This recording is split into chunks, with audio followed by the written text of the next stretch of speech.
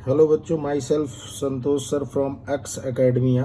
आज हम लोग जेई मेंस 2026 6 अप्रैल शिफ्ट सेकंड एक क्वेश्चन लेके आए हैं बेटा स्ट्रक्चर ऑफ एटम से। स्ट्रक्चर ऑफ एटम में अगर आप देखो तो यहाँ पर ये क्वेश्चन क्या है, the Bohr radius of a hydrogen like species is 70.53 picometre.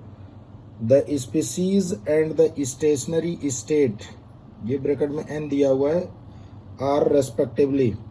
Given hydrogen atom Bohr radius is 52.9 picometre. यहाँ पर बेटा इसके ऑप्शन दिए हुए हैं, लिथियम +2, यहाँ पर 3, हीलियम प्लस, ये आपका 3, हीलियम +2 और लिथियम +2 2।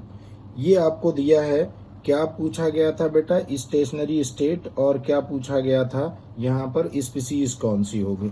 तो हम लोग जानते हैं कि यहाँ पर जो बोर रेडियस का फॉर्मूला पिकोमीटर में जो होता है बेटा, ये आपका होता है, ठीक है, R = 52.9 n² होता है पिकोमीटर। तो यहाँ पर अगर देखो जो रेडियस दे रखी है बेटा वो 70.53 पिकोमीटर दे रखी है। तो अगर मैं R की जगह 70.53 पिकोमीटर रखूँ 52.9 n² तो बेटा n² अगर मैं बाहर लेता हूँ तो यहाँ पर देखो 70.53 ये नीचे चला जाएगा, ये आएगा 1.3333 और इसको हम लोग क्या लिख सकते हैं 4/3। तो बेटा यहाँ पर अगर आप देखो n² इक्वल टू क्या होगा 4/3। तो अगर देखो n² = 4 है तो n इक्वल टू कितना आ जाएगा बेटा 2 आएगा, और z की वैल्यू यहाँ पर 3 दे रखा है जो कि एटॉमिक नंबर है। तो इसमें अगर आप देखो बेटा लिथियम का एटॉमिक नंबर क्या होता है 3। तो यहाँ देखो लिथियम वाला ऑप्शन होना चाहिए, हमारे पास ऑप्शन पहला और दूसरा है। तो यहाँ से मैं कह सकता हूँ कि यहाँ पर देखो पहला और चौथे में से कोई ऑप्शन होगा। लेकिन यहाँ पर अगर देखो बेटा n की वैल्यू 3 दे रखी है, n की वैल्यू 2, जबकि हमारी n की वैल्यू भी 2 आ रही है, इसलिए हम कह सकते हैं कि यहाँ पर हमारा ऑप्शन कौन सा होना चाहिए बेटा, यहाँ पर 4th होना चाहिए। तो ऑप्शन नंबर 4th सही होगा। नेक्स्ट क्वेश्चन हमारा देखिए बेटा 6 अप्रैल शिफ्ट फर्स्ट का है, और इसमें क्या बोला है बेटा, match the list first with list second.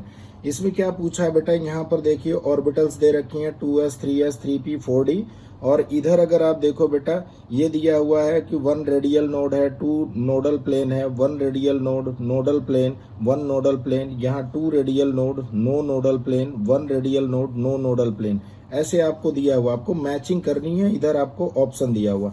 तो मैं अगर आपको बोलूं कि स्फेरिकल नोड और रेडियल नोड का फॉर्मूला क्या होता है बेटा, n-l-1 होगा। तो यहाँ पर अगर आप देखो बेटा नोडल प्लेन और एंगुलर नोड, इसका फॉर्मूला क्या होता है बेटा, l होता है।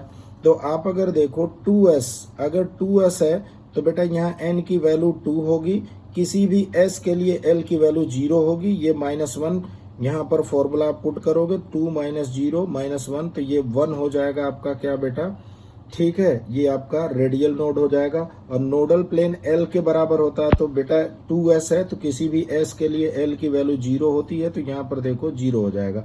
दूसरा अगर देखो बेटा 3s है तो इसके लिए रेडियल नोड क्या होगा, 3 - L की वैल्यू s के लिए 0 होगी -1, तो यहाँ पर 2 आएगा, तो यहाँ नोड रेडियल नोड 2 हो जाएगा। नोडल प्लेन अगेन 0 हो जाएगा क्योंकि कोई भी s सबसेल के लिए L की वैल्यू क्या होती है 0। यहाँ देखो 3p है बेटा, 3p के लिए रेडियल नोड निकालो, p के लिए L की वैल्यू 1, तो यहाँ देखो 3 - 1 = 1 होगा। नोडल प्लेन देखो बेटा 1 हो जाएगा क्योंकि किसी भी p के लिए L की वैल्यू 1 होती है।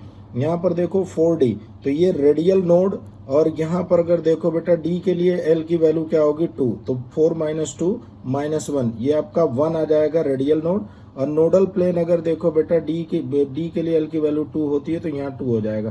तो हमारे पास क्या आ जाएगा बेटा यहाँ पर, कि यहाँ पर अगर देखो फिर से हमारे पास एक आंसर आ जाएगा डी वाला। तो आप एक बार ये पूरा सवाल आप देख सकते हो, 2 क्वेश्चन है मेरे पास, और बेटा एनसीईआरटी बेस्ड ये आते हैं, सारे के सारे एनसीईआरटी बेस्ड जेईई मेंस में क्वेश्चन आते हैं। आप इनको आसानी से लगा सकते हो अगर आपका कंसेप्ट क्लियर है तो। थैंक यू बेटा।